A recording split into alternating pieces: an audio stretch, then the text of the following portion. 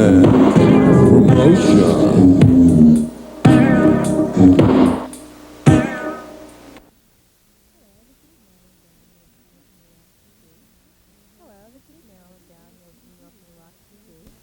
Hello, this is Marilyn Brown here with New York New Rock TV, and we're here with Hilly Crystal, the owner of CBGB's during the 20th anniversary. Hilly, how did you get started with CBGB's? How did I get started? Well, I decided to do a country bluegrass blues place over here on the east side on the Bowery, and that's how I get started. I guess you hear all the telephones in the background. We're busy during the 20-year anniversary, but that's what I intended to do because I thought 20 years ago that this kind of music was getting increasingly popular. And what I found was a lot of rock bands who had no place to do their own music, and they were practicing in their lofts and their basements, and so that's basically what happened. This is what it ended up being, a place for new rock bands.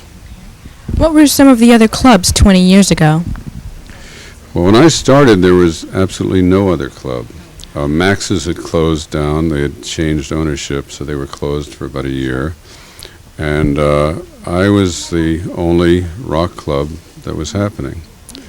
And then a few months after, I think Max's opened or reopened, and then there was always another club opening or closing, But basically, until the late 70s, when we had clubs like the Mud Club and Hurrahs and a number of others opened for a short period of time, I was the only club. Wow. You had a financial problem a few years ago. The word was you had to raise money to keep CBGB's. What happened, and how did you save the club? I don't remember having one financial problem. I remember it seems I have one all the time. But at one point, I think the sons of the original owners came in and they tripled my rent, and that became a problem. So it was a serious problem at that point. So that we had a benefit. And of course, there was another time when the sound system was stolen. So that was another time. But there's always something. I mean, it's not easy doing business in this city. When did you add the pizzeria and the gallery? How did that come about? Well, the pizzeria, I wanted to have another place where you could have some food. I mean, a light fare. When you didn't have to go someplace where you didn't have to hear a loud rock band, and that you could relax in, something where the customers. So I started that about 3-4 years ago. Also with selling records and strings and accessories for musicians, and T-shirts and things like that. And as far as the gallery, I opened that about 3 years ago. I made it into a gallery with the idea of course, having emerging artists, new artists, where we have a art show every month, sometimes a single artist or sometimes groups. And most of them are from the area, and we have everything from fine art, sculpture, photos, poster art, and some very worthwhile artists are displayed there. Also, it's a place where we have improv and poetry and spoken word and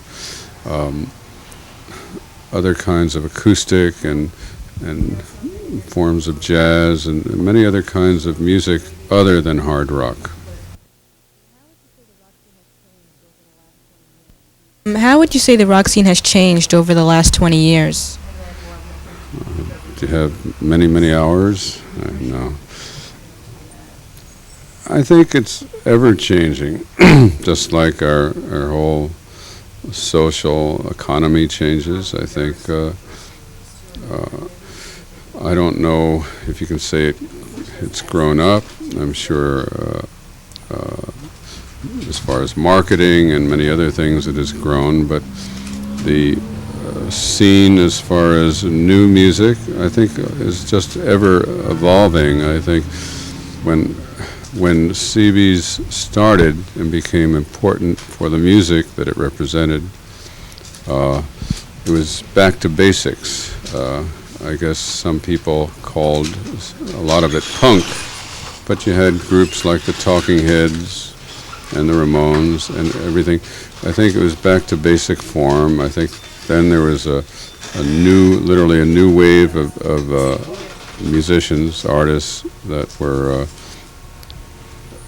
learned to play their instruments so they could express themselves. So it was an emerging of a whole new feeling of music. So that grew into, went in many different directions. You had, I think, your groups like Television and the Ramones and the Talking Heads became a catalyst for other bands like the B-52s, like the punk in the UK, the Sex Pistols, Clash, and many others. And I think it eventually, with of course Blondie, was kind of pop punk. You had Patti Smith, who was a poet. I guess you would call her, at least they called her, a punk poet. So that I think using these people, I think these artists, it went in many directions, and it evolved into, I think, I mean, actually, if you look at the artists through the years, it just changed. It just broadened the that's all there is. The B-52s, incidentally, are playing here January 25th and 26th, and that is sold out, is it? Oh, yes. Ah, I would imagine. 10 years ago, bands could make money playing in New York City. How come not anymore? Why can't they? Well, not as significant as it was 10 years ago. Do you agree on that? I don't know. I know some bands take a lot of money out of here, more than they did 10 years ago. Really? Now, I don't know if they can make money. I know 10, 15 years ago it was easier living. I think I'd say 15 years ago you could get an apartment for $200-300 a month. Now you have to pay $600, $700, $800, $1,000 For a studio. For a studio. So, but I think the money is getting ever larger as far as what the bands take from me, anyway. I don't know anything else. What excites you musically today? Well, what excites me is what always excited me when you see something new and interesting and exceptional. And I think there are, a lot of bands that fit into that. And I'm talking about today being the last few months. There are bands like, at the gallery we found a band like Soul Coughing. Soul Coughing is a band here called Fossil. And there was a band that played with Living Color. What was the band? Screaming Headless Torsos. Great band. There's another one. So these are three exciting bands that I've just heard in the last year that I think are going places, starting to. That's very interesting. What are some of your hobbies? Not listening to rock. I make a hobby out of not listening to rock when I have a chance.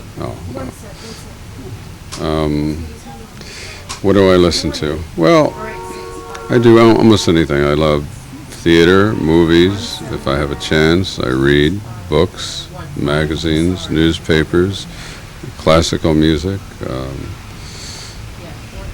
I think the kind of music I listen to out of here is mostly classical music. How How many calls and packages do you receive a day? Well, I think we get about 40 or 50 cassettes a week, and calls we get hundreds a day. Hundreds. After 20 years, what do you feel you have accomplished?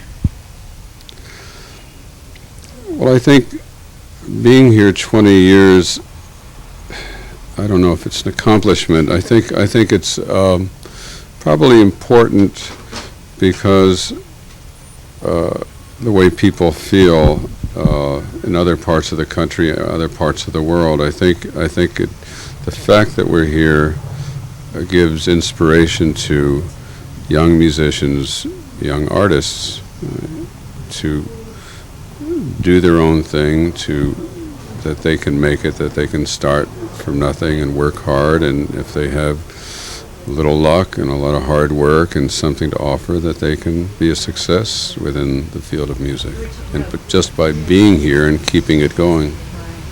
If you had it to do all over again, would you?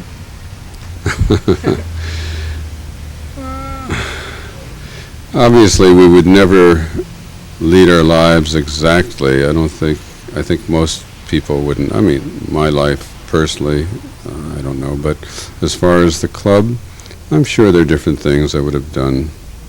I don't know what they are, but I don't look back. Basically, I like to look for today and tomorrow. All right, Hilly, who's playing for your 20th anniversary, and who has played? I know there were some special shows in December. Well, in December we had Lemonheads, Living Color, Helmet, from live. We had Mink DeVille from years ago, The Dictators, The Shirts. Jesus, so many bands, I can't think of them all. We had literally 110, 120 bands in December.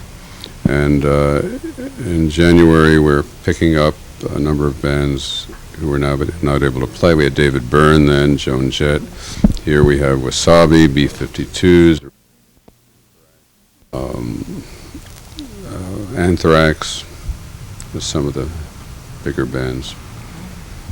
Hilly, thanks so much for talking with us. CBGB's 20th anniversary, 315 Bowery Street. This is Marilyn Brown from New York New Rock TV.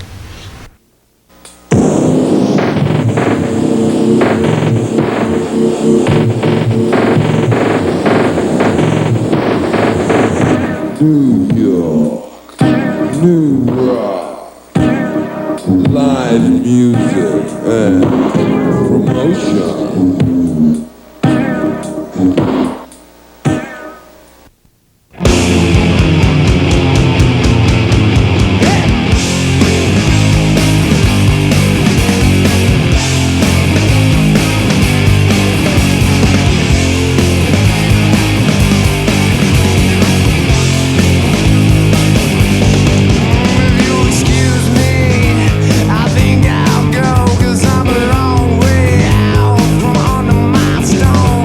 Needed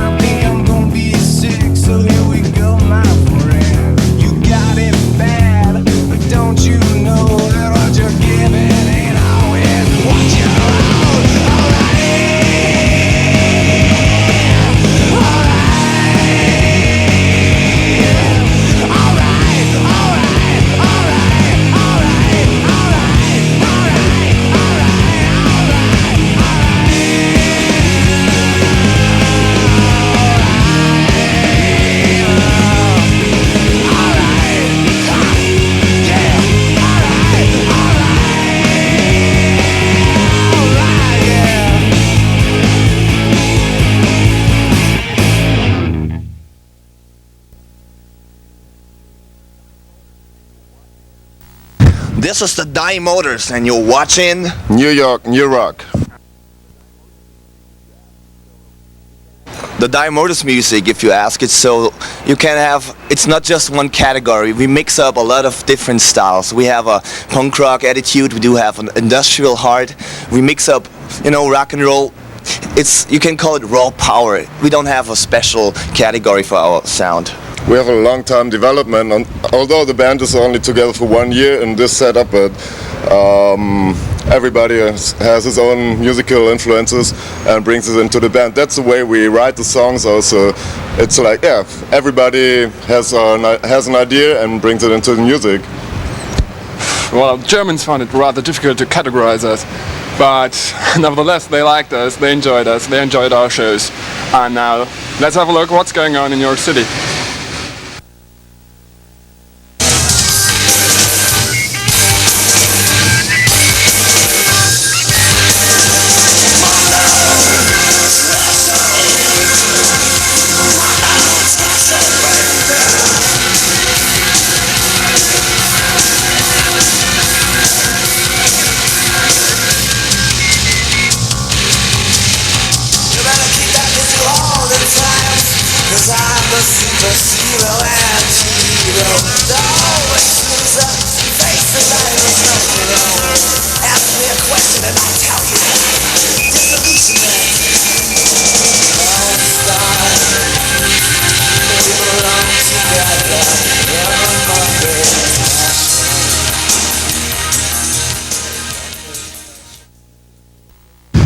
Talking about German music, the German alternative music scene is like talking about both the English and the American scenes, which are our influences. And there's some German stuff from the 70s also, like the Can and Kraftwerk, which you all know.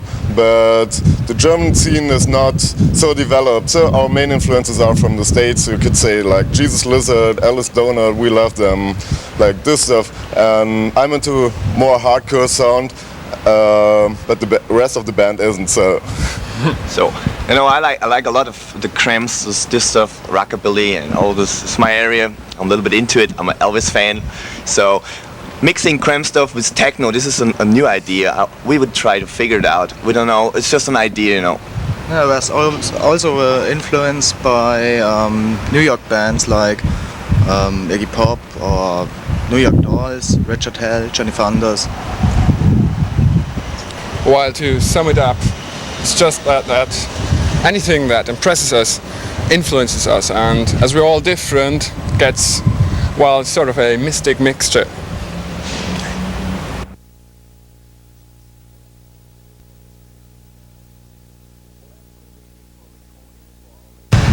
Well, actually, we're here for a recording for our label Mermaid Records. That's a German label, an alternative label. We have 2 weeks here to record all the rest of our songs that we didn't record yet in Germany. We had several sessions in Germany, but here we're gonna do the rest of the songs so we can put a CD out next year. Yeah, and after all, it's always nice being on tour, especially doing gigs abroad, and that prevents our motors from dying. I don't think it's the only reason being in New York. New York is a very interesting city, and you get a lot of inspiration here.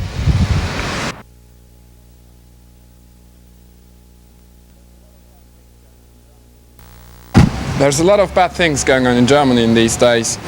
Talking about neo-Nazis, fascists, skinheads, stuff like that. It's all sort of deja vu when you look back for 60 years. And although it's not our main intention, I think the Dying Motors do show that not all Germans are the same. So last year we organized this huge festival. The theme was Fuck Racism, and we had 5 bands from Germany and from Africa playing, the Brothers de la Freak and the Addams Family and the famous Head Horse Eat, a very good German hardcore band. And we raised about 6,000 Deutschmarks actually, and we gave it away to children of poor refugees, families who come to Germany and apply for political asylum there. Well, it's a crazy thing if you organize a peace festival. It's quite ironically, and you have to have all those security. We have about 40 or 50 policemen for security, just to make sure that nobody get hurt or something. I mean, we have special dogs searching for bombs. Police on the roof, yeah, everywhere, searching the people. Yeah, the place was packed with 1,500 people. After 15 minutes, the door were open, and we had couple of phone calls which we were really worrying about from neo-Nazis. Yeah, fuck racism.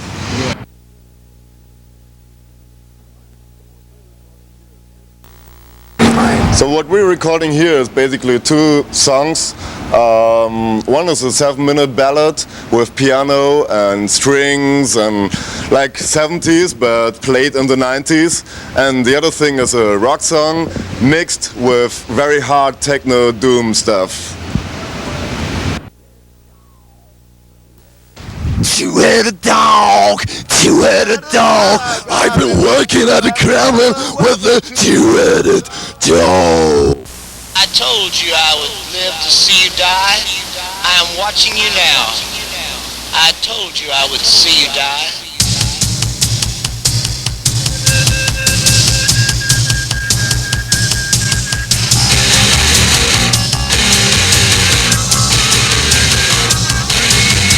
So what is the question? You better keep that with you all the time. To the super serial answer you. The man who faces life is hello.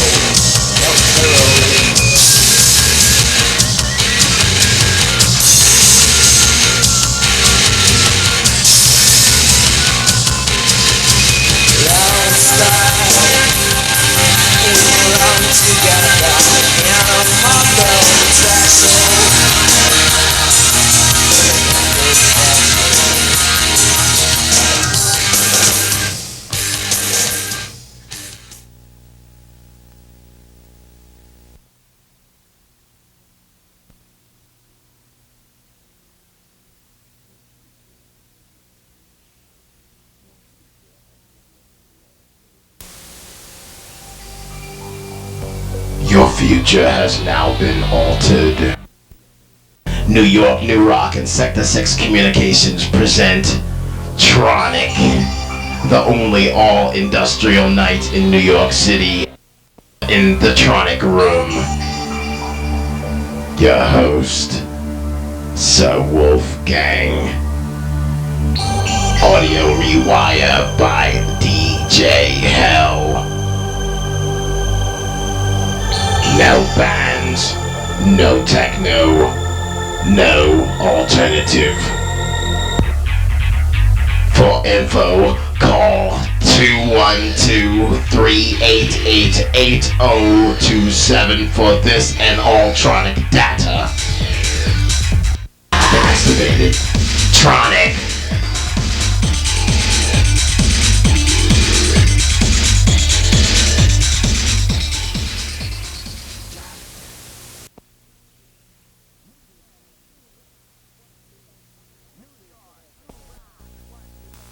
New York, New Rock wants to thank Sound Attitude for their support and the splatter effect. So all of you New York, New Rock watchers, support them too and pick up a free issue near you.